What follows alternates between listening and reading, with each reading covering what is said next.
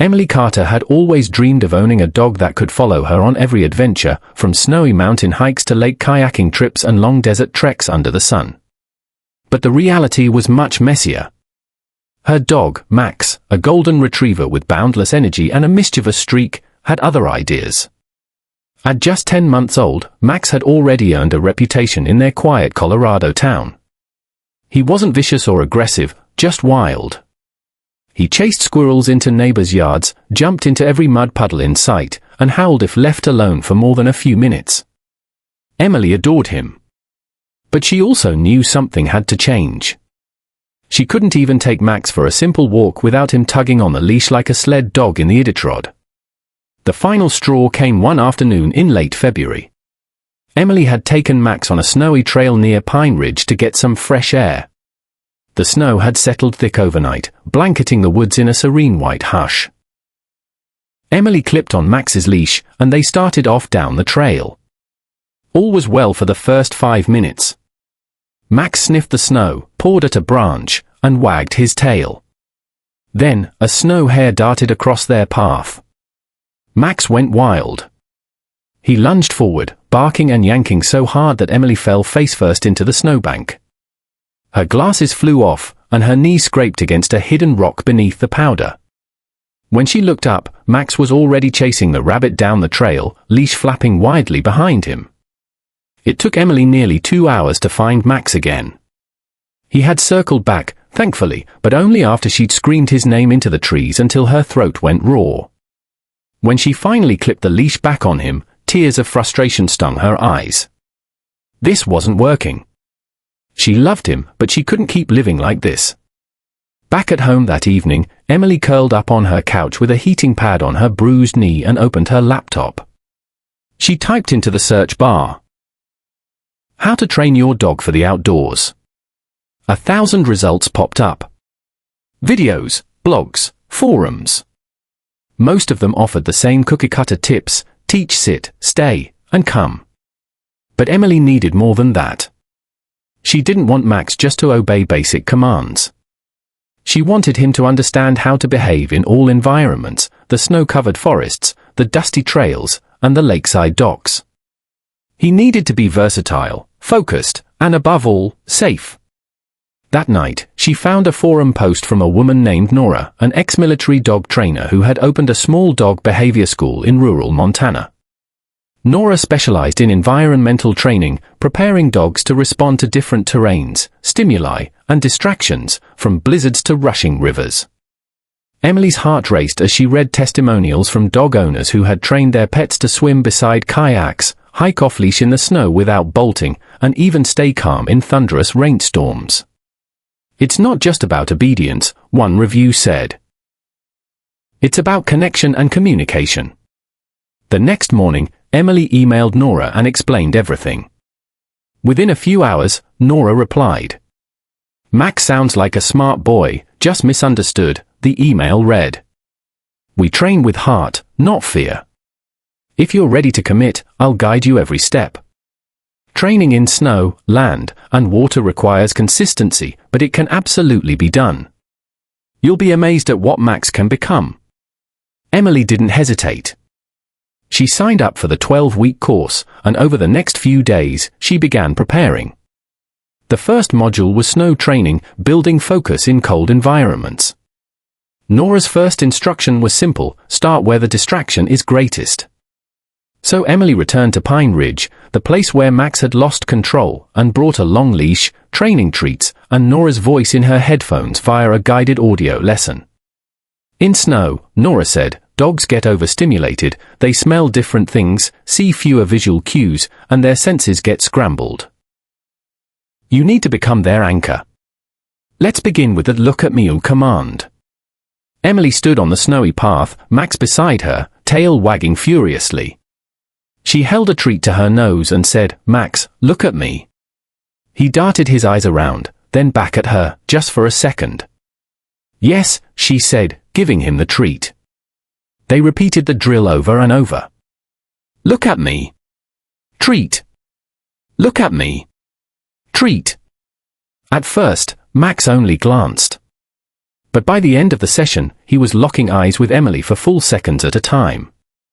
The progress seemed small, but it filled Emily with hope. Day by day, she layered new commands into their snow training. Wait at the trail's edge. Come when she crouched and called.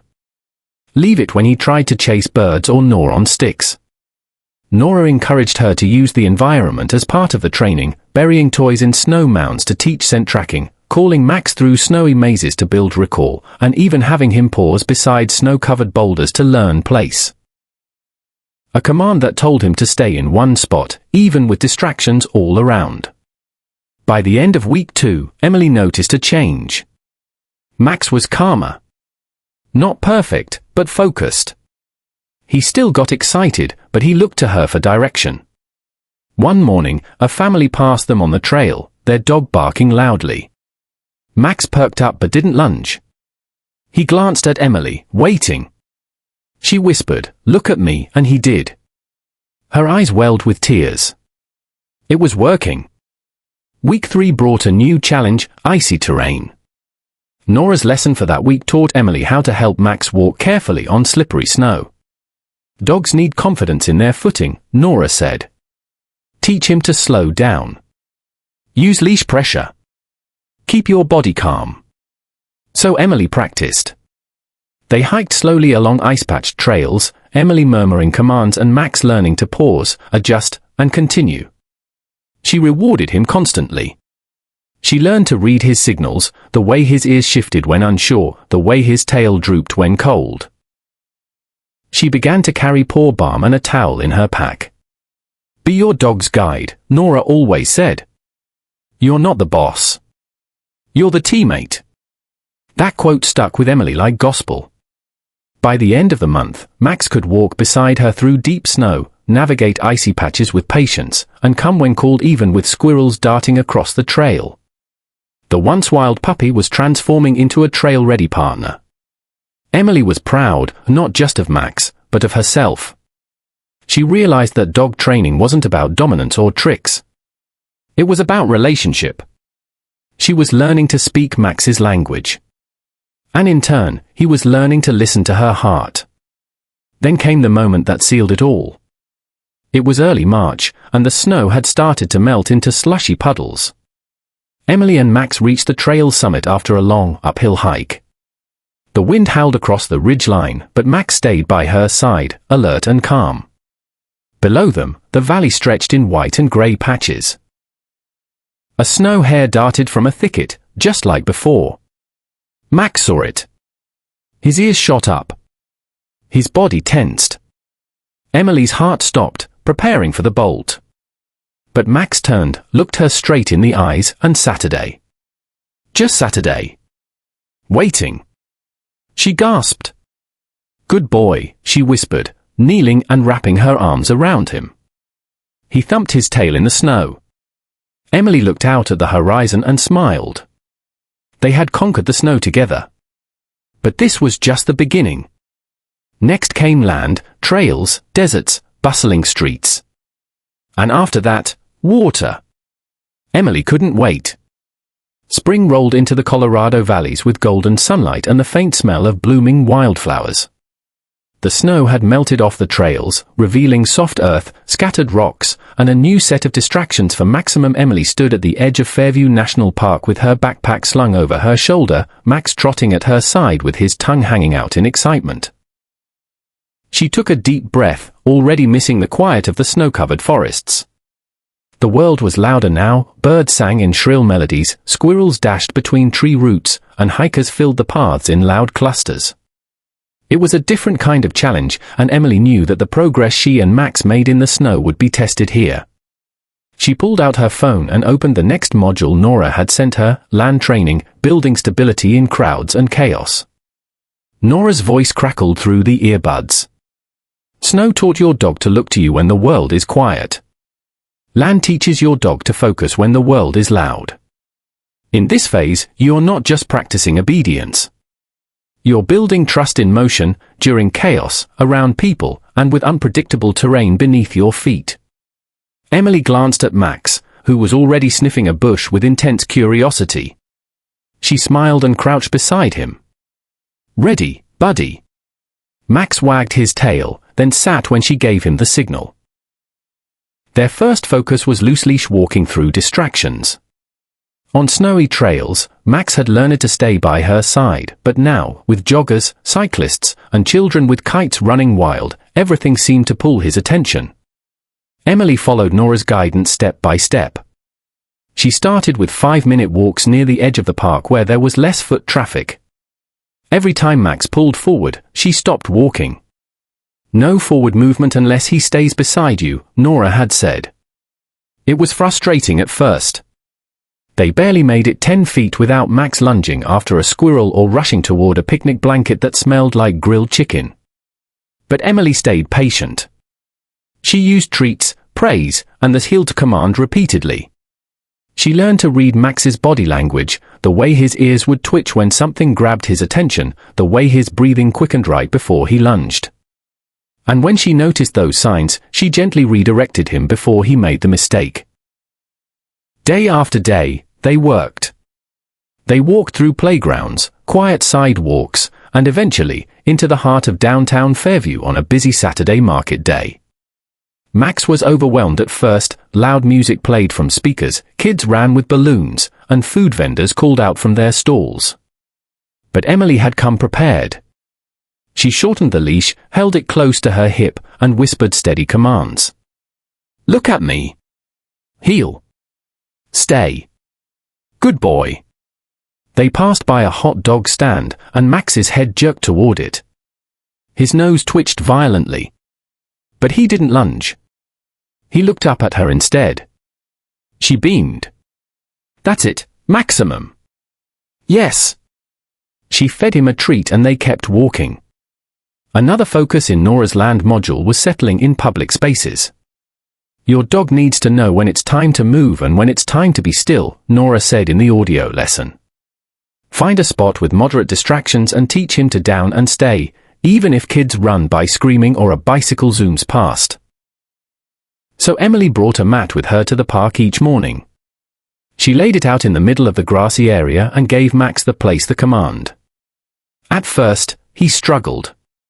He would lie down for 30 seconds, then spring back up at the sound of a bark or a thrown frisbee. Emily would gently guide him back to the mat, give the command again, and reward every moment he stayed calm. Over time, she increased the duration. 1 minute. 3 minutes. 10 minutes. By the end of the second week, Max could lie quietly on the mat for 20 minutes, even while skateboarders zipped past him on the nearby sidewalk. Emily began to trust him more. She started giving him longer leads and eventually took him to the off-leash dog park on the edge of town. This was the ultimate test of recall, a skill they'd practiced endlessly in the snowy woods but now had to be reinforced in a place full of barking dogs and flying tennis balls. She knelt by the gate and looked him in the eyes. "Max, come when I call. No matter what. Got it?" He wagged his tail and bounced excitedly. She unhooked the leash and let him go. Max bounded into the park like a rocket. He greeted every dog, sniffed every tree, and chased a border collie in wide circles. Emily waited, hands in her jacket pockets, trying not to panic. After 10 minutes, she knelt and called, "Max, come." He didn't even glance. Her stomach sank. She waited a moment, lowered her voice, and tried again. "Maximum. Come." This time, he skidded to a halt mid-chase, looked back, and galloped toward her like a golden bullet. He flung himself into her arms, tail whipping side to side. "Yes." "Good boy," she laughed, nearly knocked off her feet. The other dog owners smiled. One of them approached her. "That's a pretty impressive recall. Mine wouldn't budge if I waved a stake." Emily smiled, heart pounding. "Takes practice. And patience." As they walked home that evening, Emily thought about how far they'd come. She remembered the days when Max wouldn't even sit on command. Now, he could heel in a crowd, stay calm on a mat, and come when called in a sea of chaos. He was growing into the outdoor companion she had always dreamed of. But there was still one frontier they hadn't crossed: water. The third and final phase in Nora's training program was aquatic mastery, building confidence in lakes, streams, and boats. The module opened with a line that gave Emily goosebumps. "If your dog can follow you across the water," Nora said, "you've earned their complete trust, and they've earned your belief." Emily smiled. She looked down at Max, who was walking calmly beside her through the twilight. "You ready for the water, buddy?" Max gave her a little bark, as if to say, "Let's go." Tomorrow, they would start at the lake. She already packed the float vest, the waterproof leash, and a bag of liver treats. The journey wasn't over yet, but it was more beautiful than she ever imagined. The surface of Lake Evermere shimmered beneath the early summer sun.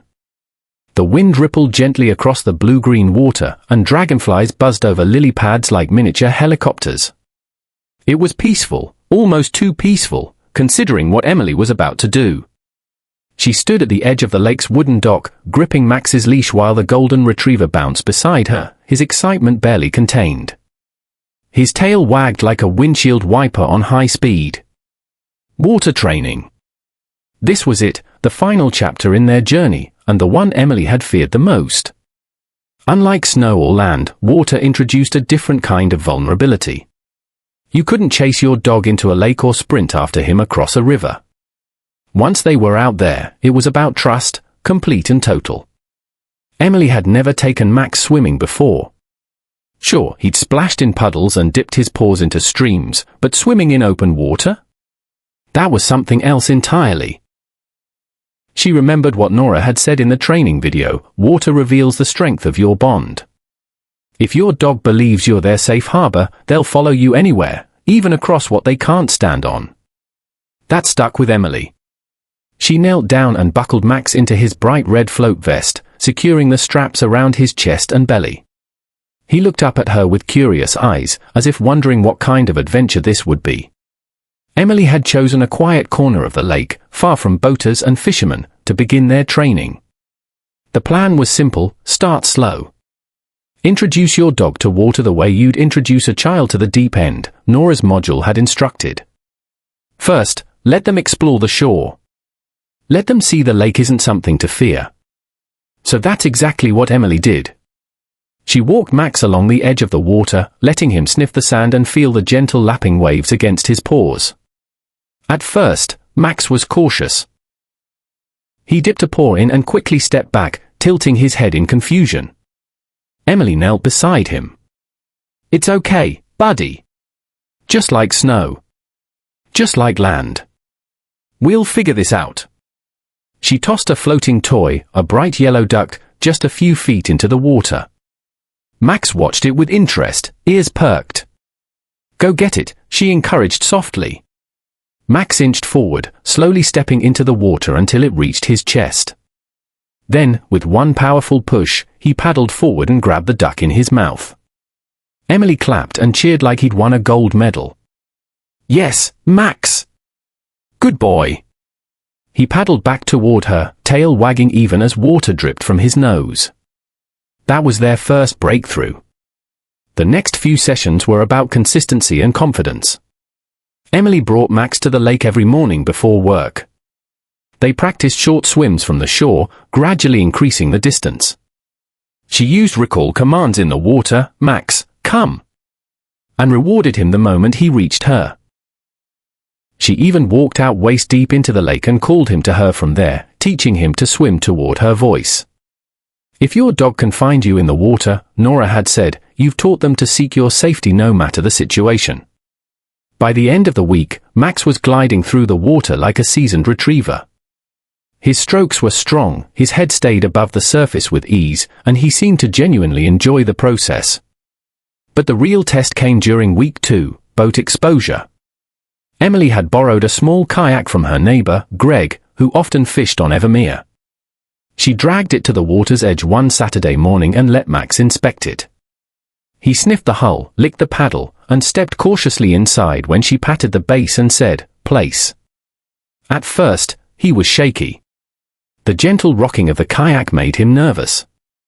Emily held it still and reassured him, using the same voice she had used during the early snow training days. They spent an entire afternoon just sitting in the kayak near the shore. Emily didn't push him. She just wanted Max to feel safe. Trust the process, Nora had written in her training notes. If the dog doesn't trust the boat, they won't trust the journey. On the third attempt, Emily pushed off into the water, keeping close to the shoreline. Max stayed seated at the front of the kayak, alert but calm, his head turning side to side as they glided across the water. A breeze ruffled his fur, and Emily felt tears prick her eyes. Just months ago, Max had been the dog who couldn't sit still, the one who dragged her into snowbanks, who ran off at the slightest noise. And now, he was navigating the lake with her like a seasoned adventure partner. They paddled together nearly every day. Sometimes, Emily would dock the kayak, step into shallow water, and swim while Max followed beside her, floating vest bobbing with each stroke. Other times, they would drift in silence, Emily watching the birds overhead while Max rested his head on the rim of the kayak. They were a team now. A real team. On one memorable afternoon, they were mid-lake when a motorboat sped by on the opposite side, sending a large wake crashing in their direction. The kayak rocked wildly. Max's ears flattened. He let out a small whine but didn't move from his spot. Emily reached forward, gently stroked his head, and whispered, "We're okay, buddy." And they were.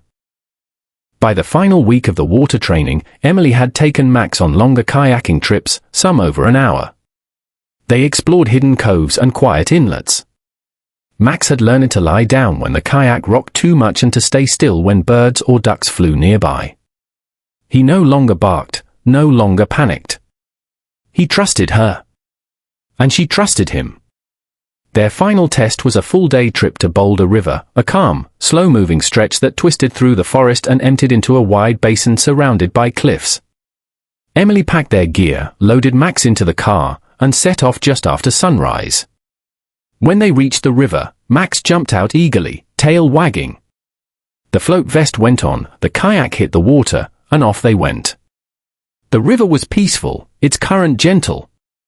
As they glided along, Emily watched Max, who sat tall at the front of the kayak like a co-captain. At one point, she steered the kayak to a small beach and let him out. He ran across the sand, splashed into the water, and then, without prompting, swam back to her as she floated near the shore. No command.